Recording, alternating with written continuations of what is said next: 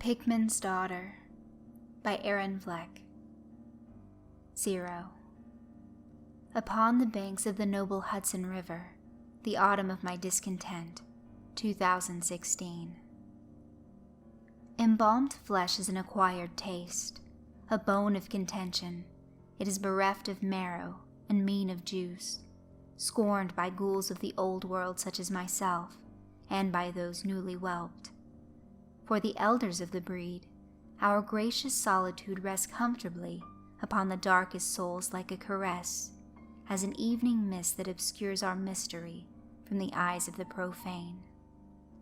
With those words I was to begin my memoirs, intending to devote the middle years of my grand dotage to things forever lost, yet most precious to me.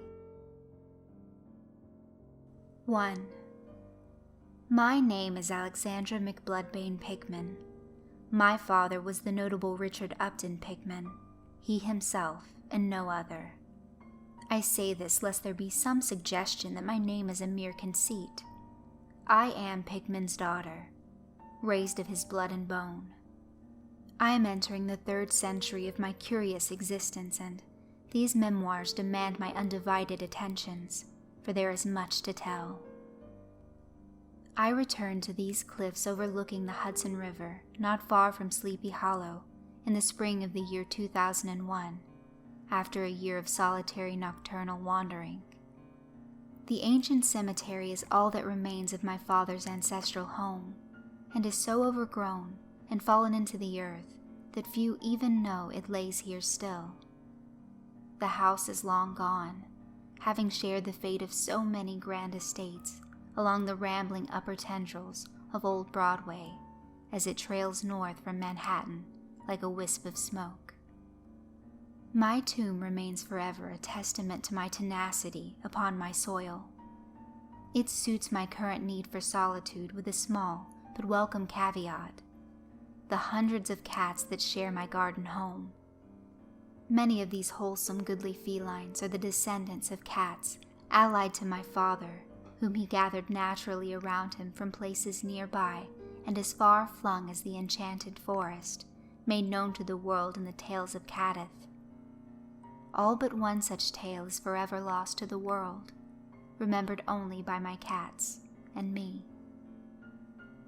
Here are gracious feline ghosts, handsome and august in their lineage, the companions of Pickman who protected this place from impudent zoogs and other bane and bothersome types that strayed beyond the boundaries of the hour and threatened this world. Other cats, too numerous to count, visit this place each night in dreams and hold counsel with their ancestors and many another notable and legendary feline. I am finally at peace in a lovely place among good old friends. With an unlimited supply of fine parchment procured from an Italian gentleman and his sons in Florence, and ink and quills obtained locally from an artisan descended from my father's dear friend, Washington Irving, I set about my task. 2. I had closed the great house, my mother's home, on the coast of the Irish Sea, on the evening of the new millennium. Since my coming into being, I had lived there at regular intervals, and had many fond and peculiar memories with roots deep in that black soil, and in the ivy which grew over every surface of that dense stone fortress. By the year 1999, it had outlived its ancient purpose. The family had departed, all besides me having gone into the earth to await more interesting times than these. I released the loyal household staff amidst their tears and stern protestations. Proud batrachians returned to the depths of the primeval sea, and loyal ghouls long attached to our family joined my mother and my kin in their retreat from the world. All others known to me were fled, departed, gone to the earth and sea, or unheard from in many, many years. Of my father, Pickman, there was still no word. It had fallen to me to remain as a beacon for interested parties and travelers of all kinds, and to observe the descent of the world into chaos. I stood upon the rocky shore that New Year's Eve, and watched, as my ancestral home disappeared at last beneath the waves and was no more, leaving no trace of its passing through the world. 3. Little is known of the mysteries by which a ghoul comes into being. It is a miraculous but private matter impossible to understand by outsiders. That I am both ghoul of a noble line and the daughter of one who was once a living man is a thing held in poor regard by many among my mother's family, and in utter contempt by the less imaginative among my father's associates. This led to a most irregular and wondrous childhood. I was raised in my early years in that vast dwelling by the sea, with dozens of tutors to look after me and keep me amused. It was, however, my mother's father who proved the most memorable figure upon my dreams and nightmares, and whose approval I sought relentlessly to achieve. He was a magnificent and imposing ghoul out of legend, standing a full 7 feet in height, with a great mane of snow-white hair that flowed to his waist. A mighty general, grandfather had led the charge with Pickman in the events brought to light in the Kadath stories. But it was his experimentations upon our ghoulish nature that brought him lasting infamy among the many worlds. Long a master of the battlefield, it was grandfather who had taught our kind the use of weapons. He taught them how to touch upon the minds of others and bring them to heal, and how to navigate the shifting planes and tides of material existence. He showed my ancestors how to feed within the gaze of men without being seen, how to hide among the places of fear and misery, and how to go unnoticed even when the sun shone full upon the earth. The grizzled old general had long lamented the fact that ghouls must clamor like foot soldiers over the battlefield, while lesser beings, men and other things, rode nobly on horseback with all advantage and esteem. For many years he experimented with ghoul fledgling methods handed down to us from antiquity, but with little success. Then, a sudden conjunction of fortuitous circumstances, and time itself, were brought to bear upon the matter, and with the aid of my father these experimentations led to many exciting breakthroughs.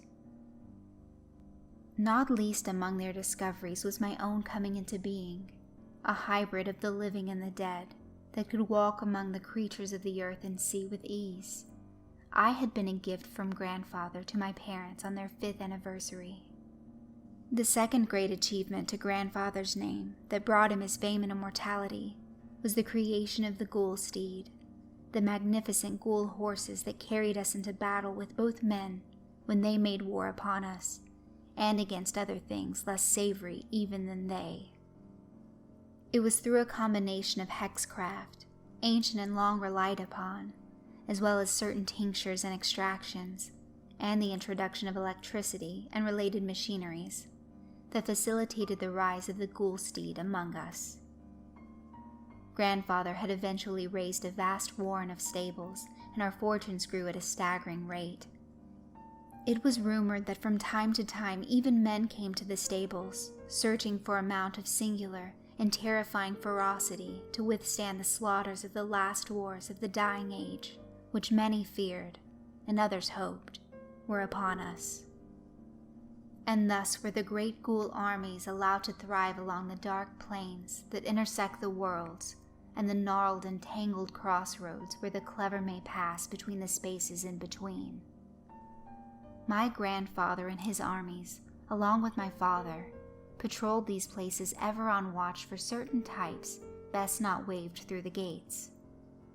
It was for this reason that the formulae and prescriptions for the production of the ghoul steed were kept a close and guarded secret within our clan, along with the mysteries of my own unique birth among all of our kind.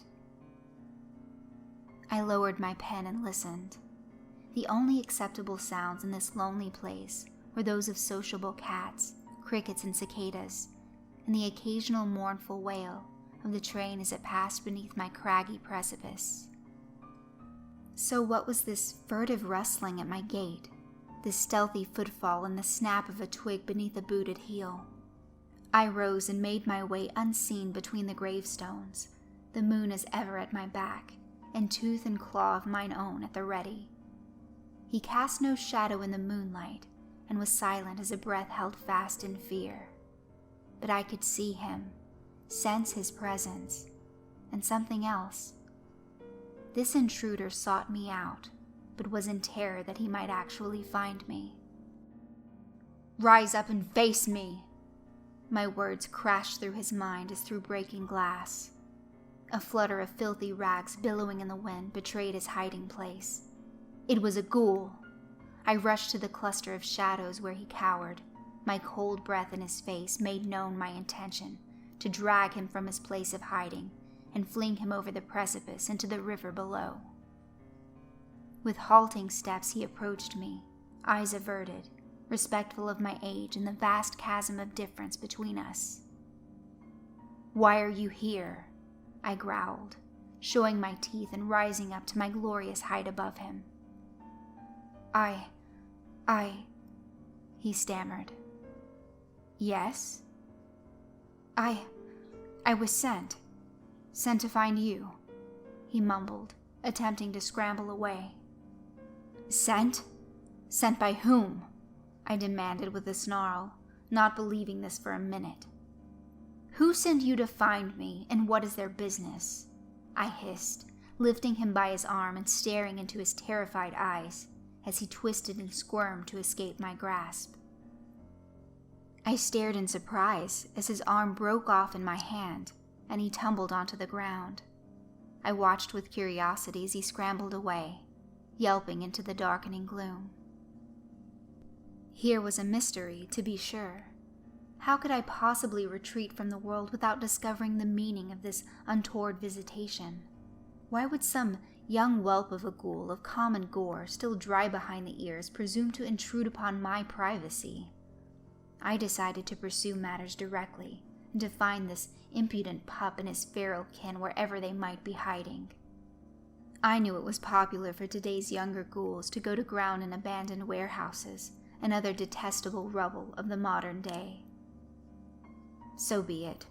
The following night I was dressed as modernly as my dignity would allow, veiled my face in the hood of my cloak against trespassing eyes, and took to the shadows that led me deep into the abandoned alleys and befouled boroughs of the city. My travels brought me quickly to a warren of corroded factories and warehouses long abandoned by the commerce of the day, but still bustling with a kind of activity by night. Several nightclubs had sprung up, and the deafening, throbbing roar of their music clogged the air, while silent streams of dark-clad figures lined the streets, loitered about in groups, and stood in line waiting to enter these many establishments. To my great surprise, I saw that the crowds were made up of both ghouls and humans wandering about together freely, as willing companions. I followed one such group to the end of a relatively quiet alley, and watched as they disappeared into a large brick warehouse. I followed them in, keeping to the deeper shadows and cloaking myself in ways known only to the elders of my line, and so remained undetected. What I saw when I entered the yawning chasm at the center of the warehouse took me by the greatest surprise of all I had witnessed so far. Not since the Great War had I beheld such a sight. There were hundreds of makeshift cots laid out in rows. Lying motionless upon these cots were the whimpering bodies of humans and ghouls. The odors and cries and murmurs that rose from these almost lifeless bodies curdled the heart and sickened me, a ghoul, to the very fabric of my being. I could not imagine the nature of this monstrous scene. I descended a set of rusted stairs to take a closer look.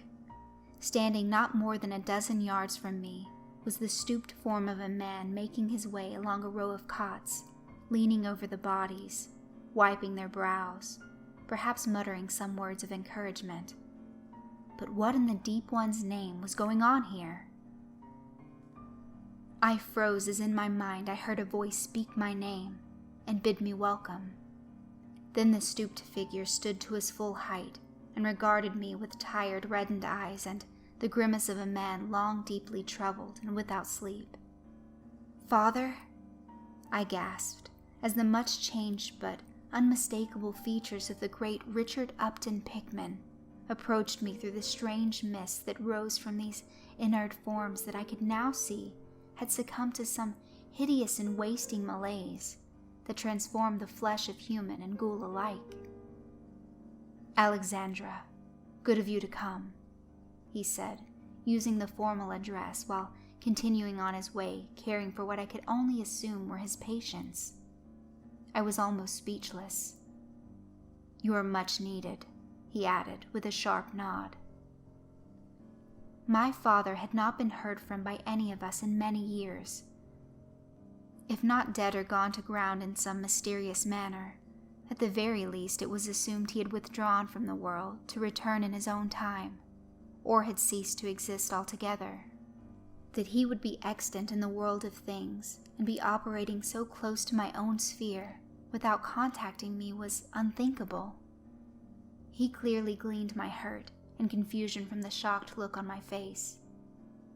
"Look around you," he said, gesturing at the rows of sickly, murmuring bodies. "Father, where have you been? And what is wrong with these creatures?" "I have been here, my daughter, continuing my important work. The situation has recently become exceedingly critical, and there was no time to contact you until I was ready." "Ready? Ready for what? What is going on here?" "It is the humans, my daughter. The humans and the ghouls have begun to feed on one another, willingly, out in the open, and the introduction of ghoul into the human population has had staggering and tragic results. These young idiots, the lot of them, lost in time and without direction, without culture or any meaningful reason to greet the future, found succor in the arms and lips of each other as they embraced the poison wines of their conjoined ennui. It first started with the blood games the dark strains of human youth played among themselves, and then it spread. They wandered dangerously close to the shadows that are populated by ghouls and others who make their homes among the obscure and nebulous pathways. But instead of fearing them, they flocked eagerly to their domains in droves. The young among the ghouls stepped out, if not into the light, then at least into the alleyways of men, and the borders between the two were no more." "You mean that humans have been feeding upon the flesh of ghouls?" I gasped, refusing to believe what he was suggesting. "Indeed, and the two became for a time as one. This went on for a while, but soon the disease emerged, born of their shared existence, and spread among the lot of them, a wasting that infected the flesh and causes it not to rot but to calcify and turn to stone. The afflicted lose limbs and soon crumble away completely into dust. These you see here, the already afflicted. All I can do is make them as comfortable as I can before they pass completely away. But now, Alexandra, a miraculous new treatment I have developed shows remarkable promise. I may now be able to successfully treat and save these young people, humans and ghouls, from this fate." I saw my father's face light up in triumph as of old, and it was a joy to see. "There is just one more critical ingredient I must procure for the formula to be complete. Only the pure mixed blood of a ghoul and human, untainted by the disease, can cure this accursed sickness. It's an old formula your grandfather and I were working on when he disappeared from the world." I had become distracted by the sound of my father's voice and my delight at seeing him, so I did not respond quickly enough when I saw the look on his face change. Nor did I move swiftly away as the swarm of hardened limbs and hands grabbed me from behind and subdued me to one of the cots with leather straps. "Father!" I screamed in horror as he stood there, watching me in my desperate, helpless struggle. I cried out one last time in disbelief before the darkness became complete and my mind melted into nothingness. The last thing I knew was the sensation of hundreds of hungering mouths, graying lips and crumbling teeth tearing into my flesh as I was swept into a dark abyss of finality. Upon the banks of the noble Hudson River, it is autumn 2016. I, Alexandra McBloodbane Pickman, gaze out over the river as it drifts languidly towards the embrace of Manhattan. I begin here, not the memoirs of my discontent as I had planned before retiring forever from the world, but to begin my life and work anew with my father, Richard Upton Pickman, who stands waiting at my side as the waning sun falls across the waters and the crumbling fortress of my mausoleum descends into the long, cool shadows.